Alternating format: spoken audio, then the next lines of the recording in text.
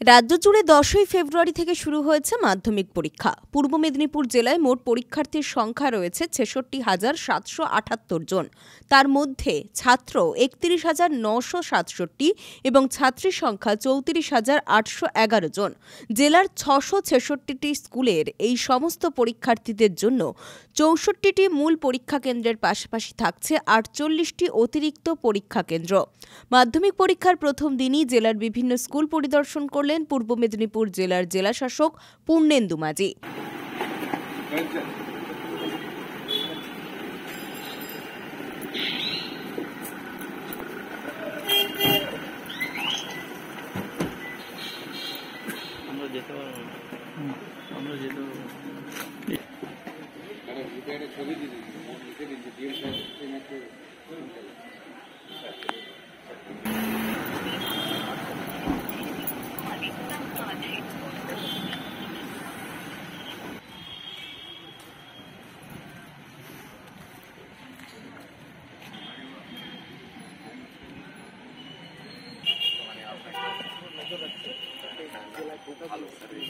যারা central committee যাচ্ছি কিংবা বোর্ড থাকি আমাদেরও একটা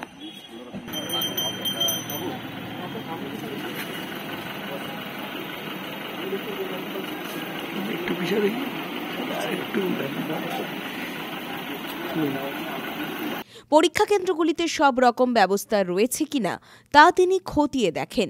সেই সঙ্গে পরীক্ষা কেন্দ্রের আশেপাশে কোথাও সাউন্ড বাজছে কিনা সবকিছু বিষয়েই খতিয়ে দেখার পাশাপাশি বিভিন্ন অফিসারদের সঙ্গে বিভিন্ন পরীক্ষা কেন্দ্রও তিনি পরিদর্শন করেন।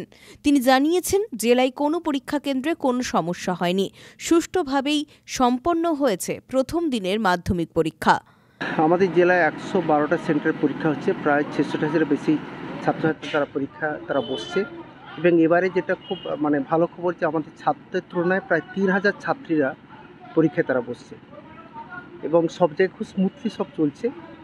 সবাই আজকে আমরা সব অফিসাররা বিভিন্ন তারা সেন্টারে যাচ্ছেন, দেখছেন এবং যাতে কেউ মোবাইল নিয়ে না ঢোকেন, সব ফ্রিস্কিং হয়েছে কিনা, আশেপাশে শব্দ হচ্ছে কিনা, ফলে সবটা আমরা দেখছি যাতে নির্বিঘ্নে আমাদের জেলার ছেলেমেয়েরা ভালো পরীক্ষা দিতে পারে। সেই জন্য আমরা বিভিন্ন জায়গায় ঘুরে ঘুরে দেখছি।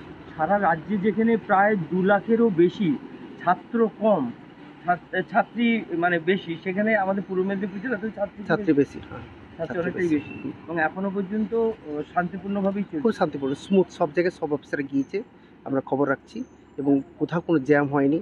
আজকে পুলিশ থেকে ট্রান্সপোর্টের সবাই কিন্তু আজকে রাস্তায় রয়েছে যাতে অযথা কোনো জ্যাম না হয়। সব কিছু ব্যবস্থা নিয়েছে, খুব শান্তিপূর্ণভাবে সবাই পরীক্ষায়। আপনি কি সেন্টারগুলো ঘুরে ঘুরে দেখছেন? সেন্টার ঘুরে ঘুরে দেখছি।